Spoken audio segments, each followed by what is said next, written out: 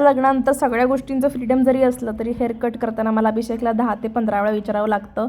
कधी कधी 2-3 महिने आधी पण विचारावं लागतं की अभिषेक हेअर कट करू का, पुढच्या महिन्यात करू का. तेव्हा कुठं मला अप्रुव्हल मिळतं. तो मला हबीबला घेऊन गेला होता, पण मला हबीबला हेअर कट नव्हते करायचे. मी त्याला ओढून आणलं घरी परत आणि एका शेजारच्या काकू आहेत पार्लरवाले, त्यांच्याकडे जाऊन मी हेअर कट करून आले. आणि त्यानंतर आज पिंपरीमध्ये गेले होते. राखी घ्यायच्या होत्या मला, पण प्रचंड गर्दी होती पिंपरीमध्ये. त्यामुळे राखी फक्त घेतली आणि बाकीची कामं होती ती सगळी पेंडिंग तशीच राहिलेत. आणि नंतर कल्याणी पाणीपुरीला गेलो, कारण इथली पाणीपुरीची टेस्ट एवढी सुंदर आहे की एकदा खाल्ली की परत दुसरी पाणीपुरी खायची इच्छाच राहत नाही. जरा कॉस्टली आहे पण बेस्ट आहे. त्याच्यासमोर पण आहे A1 स्वाद म्हणून, ती पण छान लागते. पण इकडे जास्त गर्दी होती म्हणून मी कल्याणीलाच गेले. आणि त्यानंतर आज मला मंडई पण घ्यायची होती पूर्ण आठवड्याची.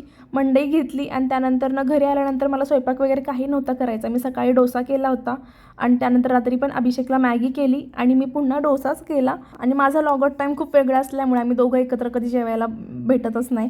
त्यामुळे म्हटलं आज निवांत बसूयात दोघं. आणि आज TV ला मी धडक 2 मूवी न्यू लावला होता आणि निवांत जेवत जेवत पूर्ण मूवी बघितला. आणि असा होता माझा आजचा दिवस. बोलू पुढच्या ब्लॉगमध्ये. बाय.